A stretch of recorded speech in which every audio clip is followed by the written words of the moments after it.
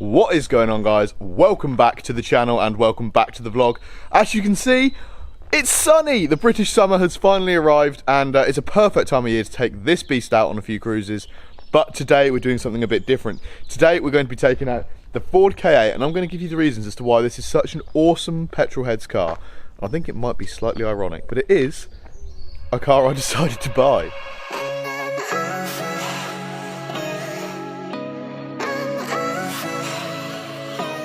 To roll over the specs, this is an absolutely awesome car. It has a 1.3 litre naturally aspirated 4-cylinder, pushing out when it was built nearly 15 years ago, actually 16 and a half years ago. It's 59 brake horsepower and 75 pound-feet of torque, meaning this thing can rocket from 0 to 60. The curvy shape of the headlights mean they are perfect for mounting awesome eyelashes just like that, which give the car a lovely amount of character and really get you a lot of attention when you're cruising around. Albeit good or bad. The Ka chassis is actually a front-wheel drive design, meaning it's a transversely mounted engine and it's really good for doing Scandinavian flicks around roundabouts if you don't mind the high chance of rolling the car over. Without further ado, let's do a cold start on this because I think the exhaust has fallen off a bit, but we'll get it fixed soon. And let's get out of here and take this somewhere lovely and sunny and so we can truly appreciate the awesome chassis, the handling and the power that is the 2002 Ford Ka.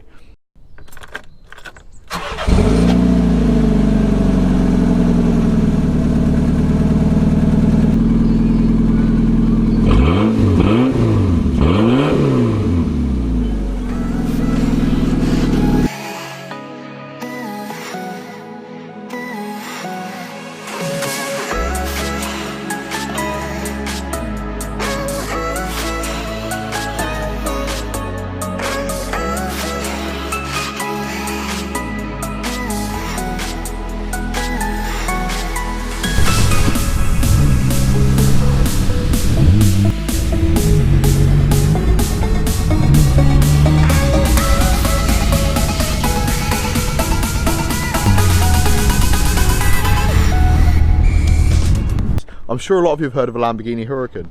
That engine is also naturally aspirated for a nice even power band, and I've got to say, at every point in the rev range, the Ka gives you the exact same amount of power, aka fuck all. Another thing with the Ka is people don't want to waste their time locking their car, and to be honest, you don't even have to lock it when you walk away from it, because if someone else steals it, it's their problem from now on. Before I can cope with any more of that adrenaline-filled driving in that car, I think I need a coffee to wake me up, because the car's not going to do it.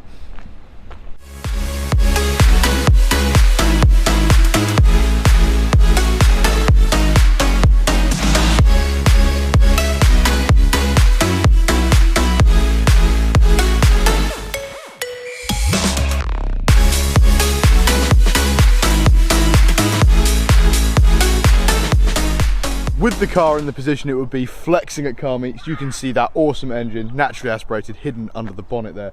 But opening that up reveals all of the real high-end, blisteringly quick mechanics that operates this awesome Ford Ka. This car understeers like a pig. There isn't enough rubber on the road for it to even stop itself wheel spinning in first gear if you dump the clutch, which is hilarious because, well, it's got, you know, 75 pound-feet of torque.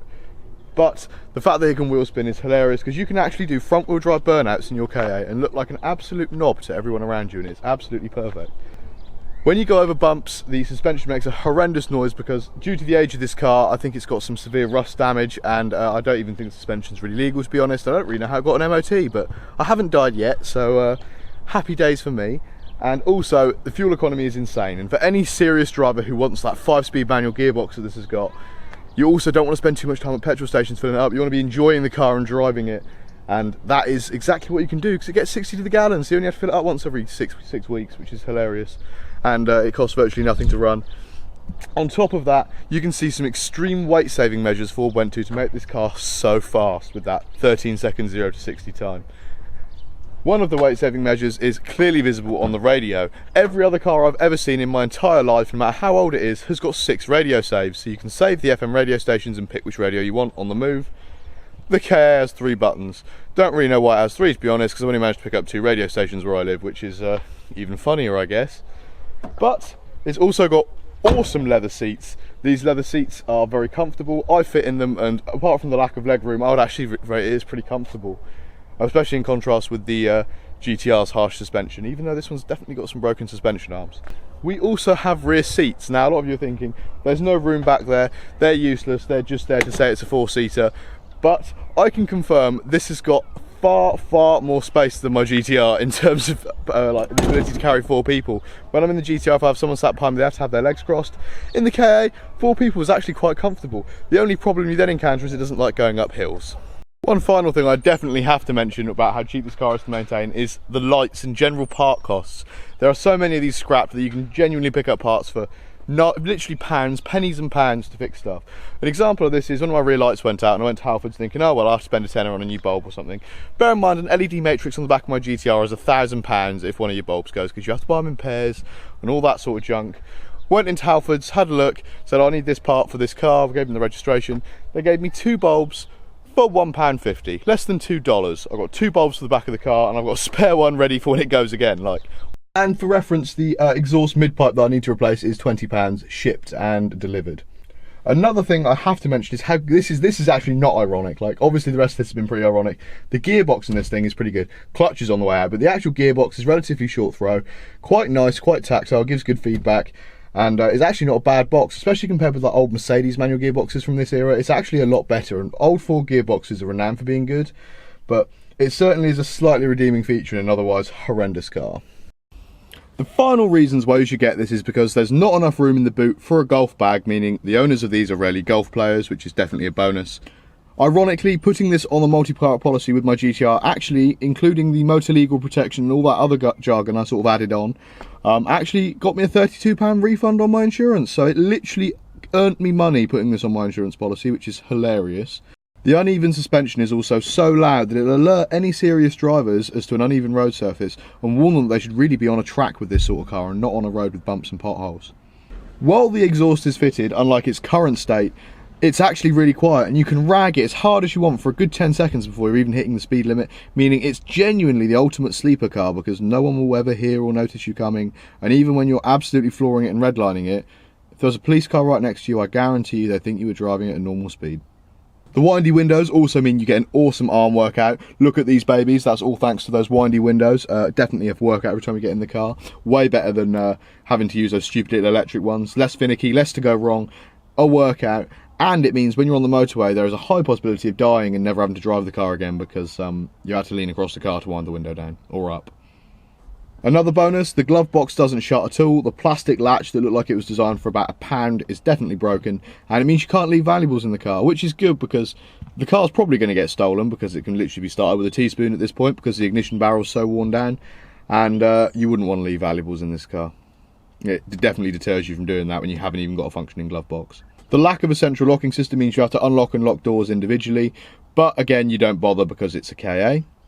The pedals are so close together that I actually get knee pain while driving this car, even though I'm only 6 foot tall. That's hilarious because it's actually forcing me to drive rather than walk because I'm now completely crippled. Well, I hope that has concluded to you why the 2002 Ford KA is such a sweet car, and definitely why it makes the perfect two-car garage with the GTR next to it. Not only is the power a stark contrast, but it really makes you appreciate the GTR a little bit more. Anyway guys, I hope you've enjoyed this somewhat satirical review of the KA. I'm not sure how much longer I'm going to keep it. I'm probably going to fix the exhaust and keep it another year maybe. Depends on whether it passes its MOT or not, because that's going to be quite interesting, and how much the repair costs are going to be. But that was my so far ownership of nearly 6 months with the Ford KA. I can't believe I've kept it this long, and it is just quite amusing really.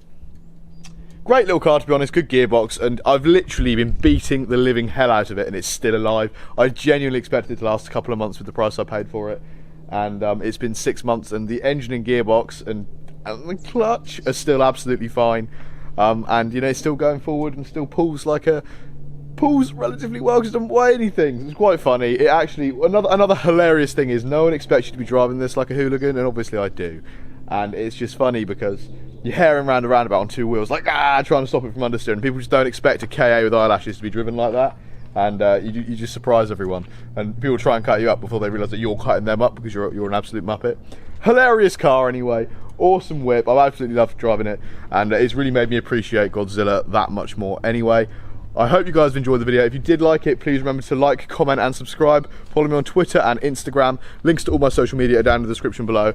And I promise the next video will involve a more exciting car than the KA. Although, I'll put a picture up on the screen now because I'm quite excited. My friend Ryan, who comes to a few car meets with me with the Subaru WRX, he's actually just bought an old Peugeot 106 of the same age, and he's put a sticker on the back exactly like that says my other car's a Subaru, and I'm really excited to see that car because I haven't seen it yet, and I think we're gonna have to take him out and do a few drag races in him and see which one's got the better secondary whip. Although his is older and doesn't even have power steering, although I think his suspensions and chassis is probably in a bit of better nick than mine, and probably still has the exhaust attached.